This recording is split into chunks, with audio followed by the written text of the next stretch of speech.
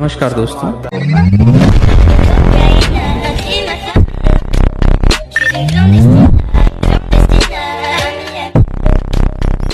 स्वागत है आपका रेशनल भोजन पर। आज हम बात करेंगे वैदिक युग का घालमेल पुस्तक के बारे में, जो कि राजीव पटेल जी के द्वारा लिखी गई है।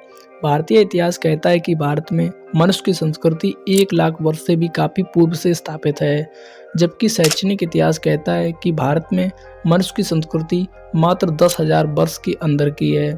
शैक्षणिक इतिहास कहता है कि भारत में वैदिक संस्कृति का उद्भव आज से 3500 वर्ष पूर्व में होते हुए आज तक सतत और निरंतर समाज में विराजित चली आ रही है, जबकि उत्खनन का इतिहास कहता है कि भारत में वैदिक संस्कृति का कोई भी नगर, गांव, वैदिक अनुयायी का शासक या उसका किला, उसका राज्य देश, मुद्रा, अभिलेख और लिपि, विदेशी यात्री का यात्रा वृत्तांत जैसी बातों का मिलना अभी तक सिद्ध नहीं हुआ है।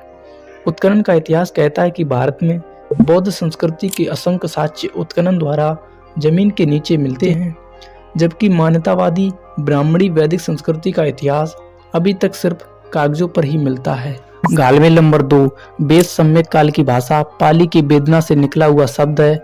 जिस वेदना का शाब्दिक अर्थ पाली में अनुभूति होता था और वेद का अर्थ अनुभव होता था, लेकिन धूर्तों द्वारा उत्पादित संस्कृत भाषा में वेद का शाब्दिक अर्थ शून्य होते हुए एक कहानी युक्त पुस्तक का नाम सिर्फ वेद होकर रह गया है। घालमेल नंबर 3 जिस प्रकार से जीव जंतु पेड़ पौधों के जीवन हेतु 4 प्राकृतिक महाभूत मिट्टी, पानी, हवा और ऊष्मा की आवश्यकता होती है, उसी प्रकार से ब्राह्मणी वेद वैदिक संस्कृति के जीवन प्रमाण हेतु भी 4 वैदिक महाभूत, वैदिक मंत्र, वैदिक ग्रंथ, वैदिक यंत्र और वैदिक तंत्र की आवश्यकता होती है। अब यह प्रश्न उठता है कि 4 वैदिक महाभूत का साक्ष्य कब से दिखाई देता है। घालमेल नंबर 4 वैदिक लेखक लिखते हैं कि मौर्यकाल के समय चाणक्य था, जिसने कौटिल्य का अर्थशास्त्र लिखा था।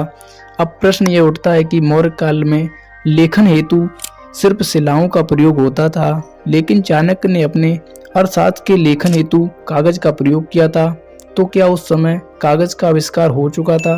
मौर्य काल की सभी वस्तुओं का साक्ष्य खुदाई द्वारा मिला है, लेकिन चाणक्य का साक्ष्य किस स्थान की खुदाई से मिला है, इसका कोई जवाब नहीं है।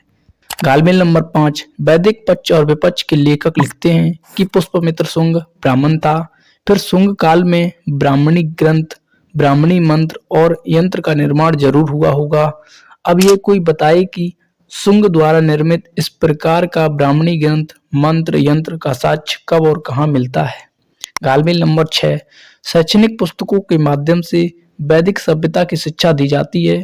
पुनः शैक्षणिक पुस्तकों के अंदर उत्खनन को आधार मानकर वैदिक से पूर्व और वैदिक के बाद की रही सभ्यता संस्कृति का मिलना बताया जाता है, लेकिन वैदिक सभ्यता संस्कृति का साक्ष्य कब और कहाँ मिलता है, इसका कोई प्रमाण नहीं है।